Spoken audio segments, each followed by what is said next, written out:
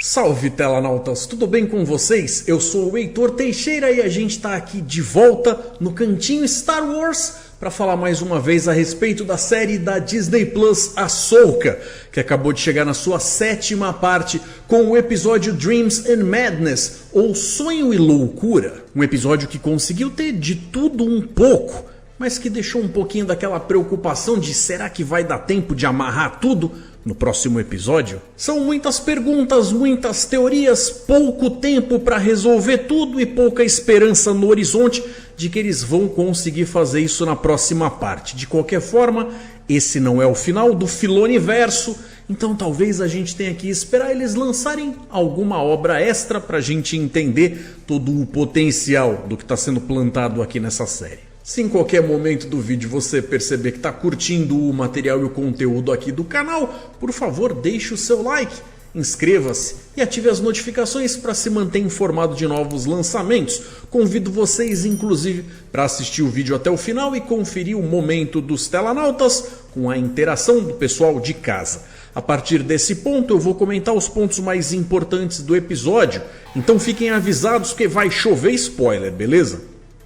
É claro que desde o episódio passado todo mundo ficou preocupado com a Syndulla para saber o que vai acontecer com ela. Como é que ela vai se explicar pro pessoal do conselho, já que quando a frota chegou lá para ver a tal missão não autorizada dela, encontraram ela sem a Ahsoka, que não vai estar lá para testemunhar por ela. Mesmo sendo a Mon Mothma, que é sempre uma aliada para todo mundo, que luta pelo bem, pela paz nessa galáxia, a gente sabe que está lá o senador Xiono, que é um tremendo de um pentelho encravado que vai fazer tudo se tornar muito mais difícil do que precisava. A atitude de jogar fora das regras ajudou a Syndulla durante muito tempo quando ela era parte da rebelião. Mas agora que ela está dentro de uma estrutura que tem ordens hierárquicas para seguir, talvez essas coisas não vão ser assim tão a favor dela no fim das contas, que pode acabar sobrando até uma certa corte marcial, ou seja, cana. Não só o tal do Xiono, mas outros senadores leite com pera que nunca viram a agressividade da guerra de perto, não conseguem entender o quando é que algo de fato representa um perigo iminente e acabam não acreditando, porque as coisas acabaram se tornando tão fantasiosas na hora de descrever o que está acontecendo, que até o pessoal que mora na galáxia de Star Wars não está conseguindo acreditar no que acontece na galáxia de Star Wars. Então a Syndulla, que não está lá com muita paciência diplomática, acaba não se intimidando e dá uma patada muito bonita no tal do Xiono, colocando ele no lugar dele, o que é corajoso, mas não chega a ser a coisa mais inteligente que ela escolhe fazer. Então, para salvar o dia, a gente acaba vendo um cameo do C3PO, com uma participação do Anthony Daniels, que chega como um representante da senadora Leia Organa, que está à frente do setor de defesa da Nova República, dizendo para todo mundo então que a missão e a ação da Syndulla e da Ahsoka foram sim sancionadas pela senadora Leia, o que não chega a ser totalmente verdade, pelo menos não no momento em que rolou, fazendo com que as coisas aí, no momento em que são percebidas dessa forma, se tornem então só um desconforto político livrando a cara da Syndulla por enquanto. Como não é a primeira vez que eles estão citando a Leia nessa série, eu não duvidaria nada que a gente tivesse uma participação especial dessa personagem no próximo episódio. Do mesmo jeito que a gente já viu, por exemplo, o irmão dela aparecendo no Mandaloriano. Antes de sair do hiperespaço, então, a gente vê a Ahsoka treinando lá os seus movimentos, junto com uma gravação que foi deixada pelo mestre dela, o Anakin Skywalker, o que acaba sendo uma boa desculpa para eles trazerem o Hayden Christensen de novo e ainda fazer sentido, já que o período não permitiria que o personagem estivesse lá. Nunca se é velho demais para aprender, é uma das coisas que ele cita ou que ele transmite com as palavras e ensinamentos dele ali enquanto holograma. O que é curioso, porque a gente já tinha ouvido o Conselho Jedi lá atrás recusando crianças mais velhas e tal por serem velhas demais. Então, como a gente sabe, as coisas acontecem aqui de um jeito que ela vai acabar elogiando ele, dizendo que ele era um bom mestre, já que ele foi atencioso ao gravar essas coisas para ela, ali com a melhor das intenções de transmitir o que ele tinha dentro do conhecimento dele, para aquela que estava sendo colocada sobre a tutela dele, colocando ele como uma pessoa que não era só o encrenqueiro bagunceiro, imprevisível, que a galera costuma achar. Coisa essa que depois vai acabar inclusive sendo citada pelo próprio Thrawn, quando descobre, já que no episódio anterior ele disse que quer saber tudo a respeito dela, quem era o mestre dela e tal. Quando ele associa ela com ele, ele já pensa que ela talvez seja mais imprevisível e aquele negócio todo, mas a gente sabe que aqui as coisas têm que demonstrar que elas não são só o lado A ou só o lado B. Como se trata de uma gravação que foi feita há muito tempo atrás, as coisas que ele cita são de outra época. E aí ele acaba citando personagens como a Asajj Ventress, o General Grievous e o próprio Conde Dooku. É Dooku mesmo, porque esse negócio de chamar ele de Dokkan, só porque o pessoal aqui não consegue dizer o nome dele no original sem ficar com brincadeirinhas de quinta série, pra mim não tá com nada. Quando as baleias estão quase chegando em Perídia, nós da audiência já sabíamos que o Thrawn tinha deixado a ordem ali de que elas fossem atacadas. Então ele tá com essa coisa de antemão, porque já tinham cantado a bola ali, as mães, as grandes mães da noite, já tinham dito isso pra ele. O que eu não esperava é que quando as baleias saíssem do hiperespaço, elas já fossem recebidas no meio de um campo minado tão grande espalhado em volta do planeta. E para poder fugir dessas explosões e tudo mais, ela acaba se refugiando justamente naquela parte que lembrariam os anéis de Saturno, só que nesse lugar são feitos com os ossos e restos mortais da baleia nesse cemitério que elas vão para justamente morrer. Uma pergunta 100% off-topic que ficou na minha cabeça é como é que essas baleias se decompõem no vácuo do espaço.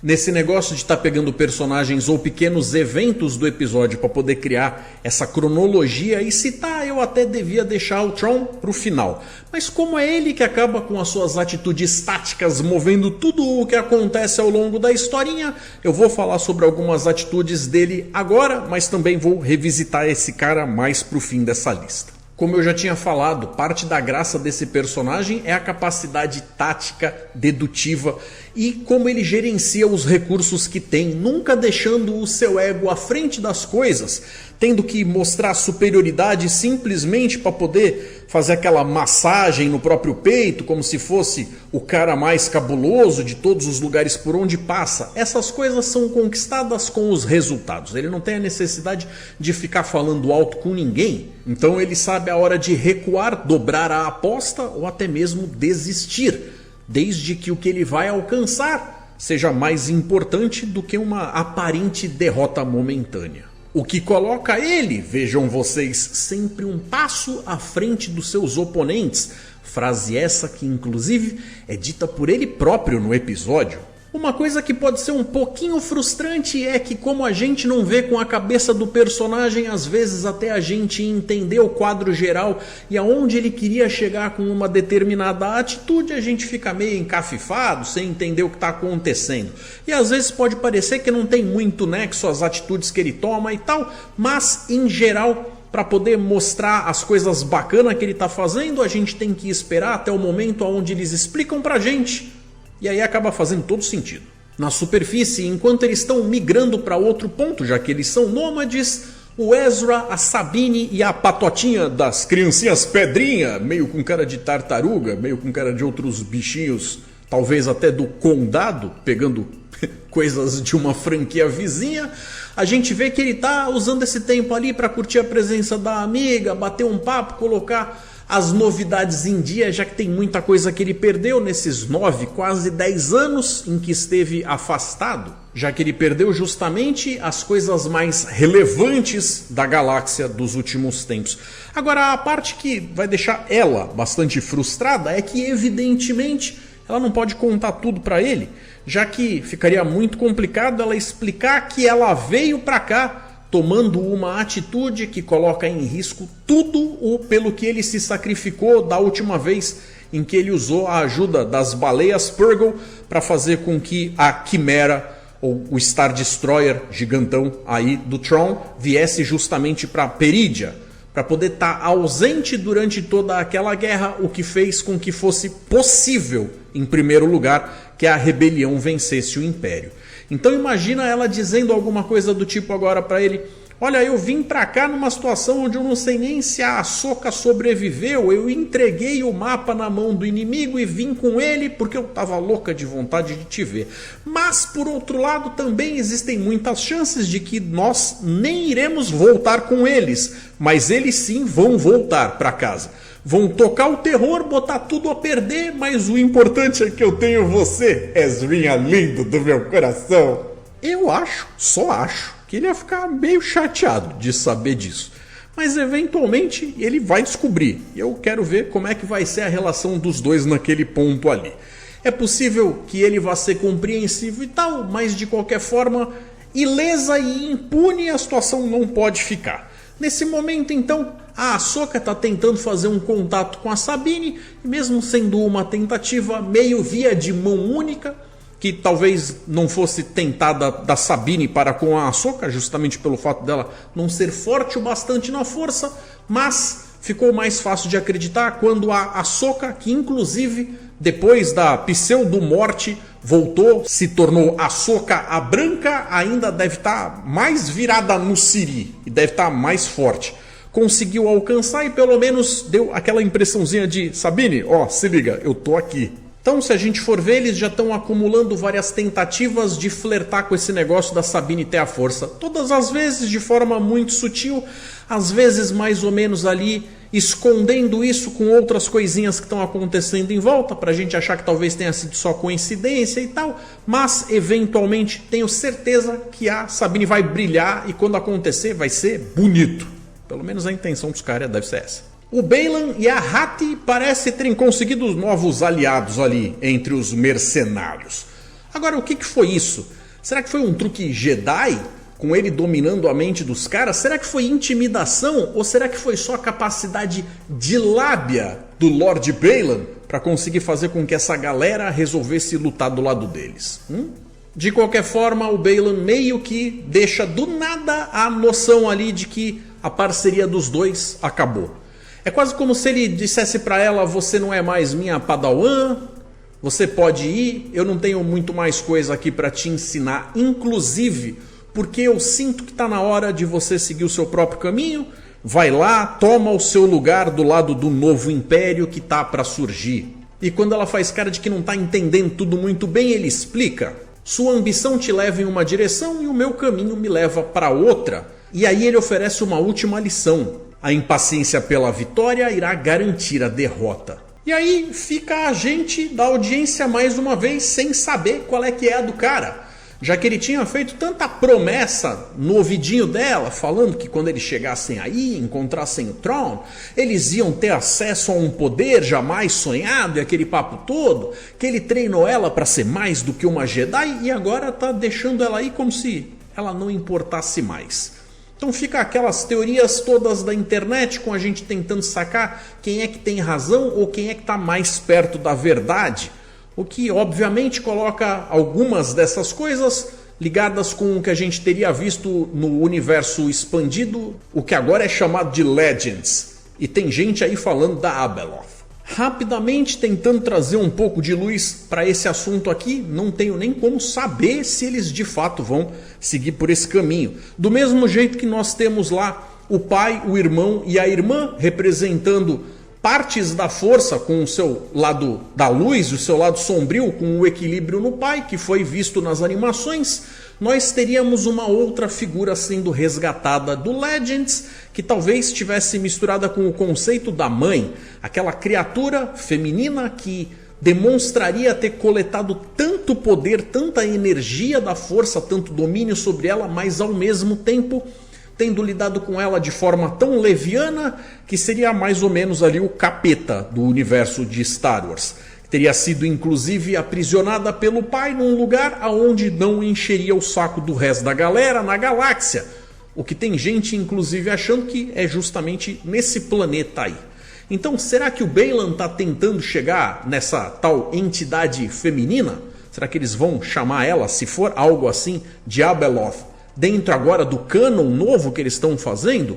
Não sei. De qualquer forma, a gente vai teorizando, porque pelo menos é mais divertido do que ficar passivamente esperando o que vai acontecer na outra semana. Mas, lembrando sempre que é bom baixar as expectativas, Porque às vezes a gente gera umas coisas na cabeça, quando a série não entrega exatamente o que a gente está pensando, a gente fica chateado. Vocês lembram lá do que estava acontecendo com o WandaVision? E a galera toda tava jurando de pé junto que apareceu o Mephisto. Mephisto nunca apareceu. Teve gente que achou que a série não fechou bem por causa disso. Então aqui a gente corre o risco de ir por um caminho parecido. Então vamos segurar a expectativa, ok? Ele ainda aparece um pouquinho depois na revanche com a Ahsoka, mas como meio que é um momento onde ele deixa a trama, eu vou citar isso aqui, já que eu estou falando dos dois.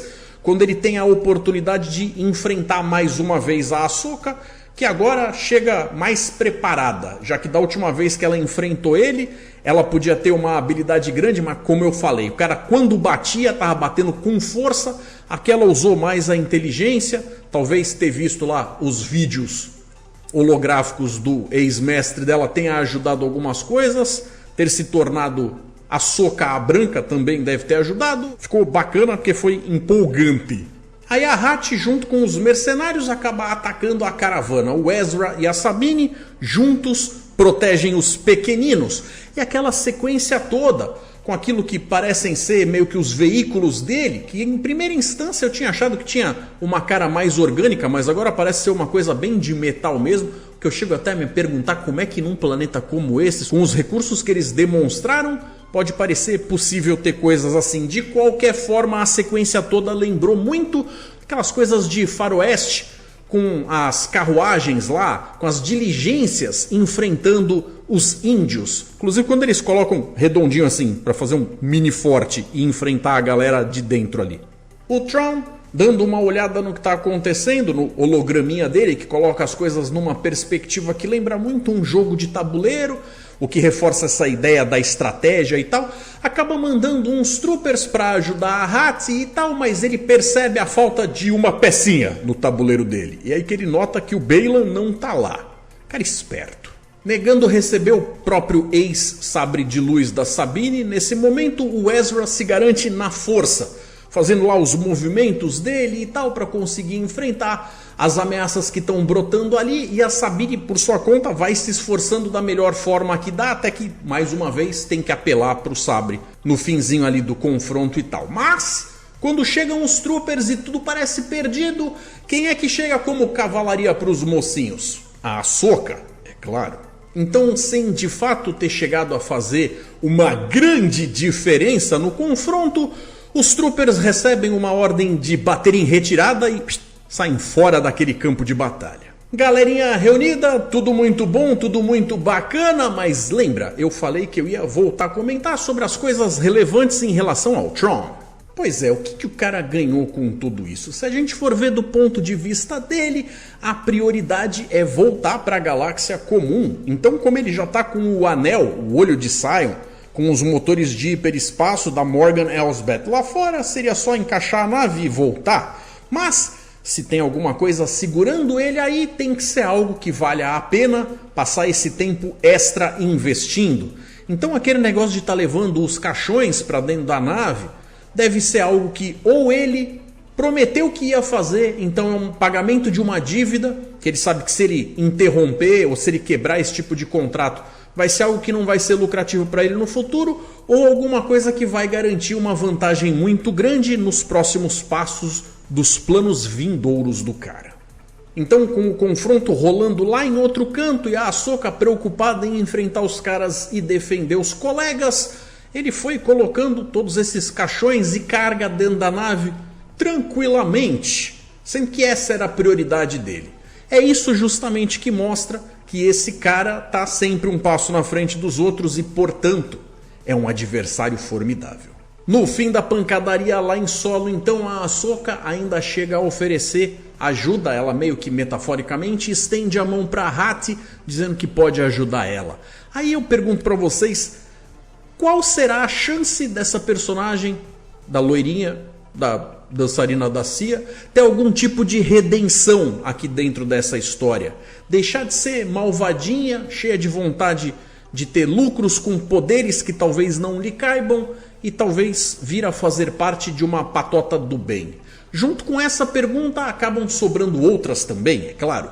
como é que essa galera vai voltar para casa, já que aparentemente pegar uma nova carona com as baleias parece estar fora de questão. Será que eles vão arranjar um jeito de viajar de forma clandestina dentro da nave do Tron? Será que existe algum outro tipo de atalho de volta para casa que talvez passe por alguma coisa parecida com o mundo entre mundos? Ou será que de fato eles nem vão retornar e as histórias dessa galera vão continuar aqui, nessa nova galáxia? Tudo é possível, apesar de aparentemente não ser esse o caminho que eles vão tomar. Eu ficaria surpreso. Então, mais uma vez, eu sei que eu estou me repetindo, mas isso está se mostrando uma constante. O grosso da graça do episódio está muito mais no como as coisas são contadas do que necessariamente no o que está sendo contado, já que mais uma vez a gente teve uma história super simples, mas as interações, os eventos, a forma, o ritmo de como tudo está chegando na gente está sendo extremamente carismático e agradável. Eu fico realmente muito satisfeito em assistir o episódio, coisa que outras séries que foram entregues aí recentemente não conseguiram entregar com esse grau de qualidade. Teve leveza, humor, mas também teve momentos bastante empolgantes, com ação, aventura e até algum mistério. Agora só resta pra gente realmente esperar, torcer, cruzando os dedos para que eles não queiram seguir a escola Lost de fazer narrativas para sua série, que empilha uma série de teorias, questionamentos e coisas que a gente fica naquela coisa de esperar que vão ser respondidas e acabam nunca sendo, ou quando são, acabam se mostrando extremamente insatisfatórias. Eu vou ficar muito chateado se esse for o caso. Mas a essa altura do campeonato eu já nem cobro que todas as respostas sejam dadas na parte 8, porque simplesmente não acredito que vai dar tempo. E então finalmente nós chegamos no momento dos telanautas, onde o Kazakamatsu pergunta por que dá a impressão que todos no Star Wars sabem o que é um droide, um outro alienígena, entendem o que o outro está falando, ou se entendem algum tradutor universal? Dentro de Star Wars, a gente sabe que eles têm a língua comum, que é como se fosse uma parada onde a maior parte da galera deve aprender para poder se comunicar com o resto do mundo, o que aqui talvez fosse algo como o inglês, talvez. Mas lá, inclusive com droids, a gente ainda teria uma parada de, além da pessoa se acostumar com certos sonzinhos repetitivos, a gente ainda tem algumas telinhas que de fato escrevem o que o droid está tentando dizer.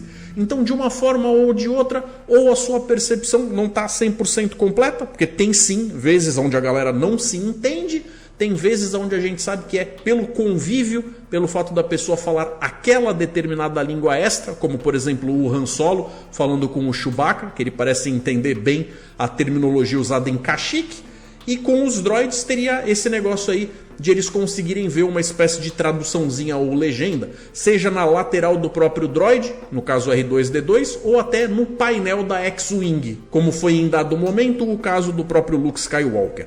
Isso sem dúvida acaba servindo como um atalho para poder contar as histórias, porque se a gente tivesse que fazer essa galera se entender do zero, a gente tinha um filme que nem A Chegada, onde parte da graça é aprender a língua da espécie alienígena visitante, o que não daria tempo. Então é só pelo dinamismo mesmo.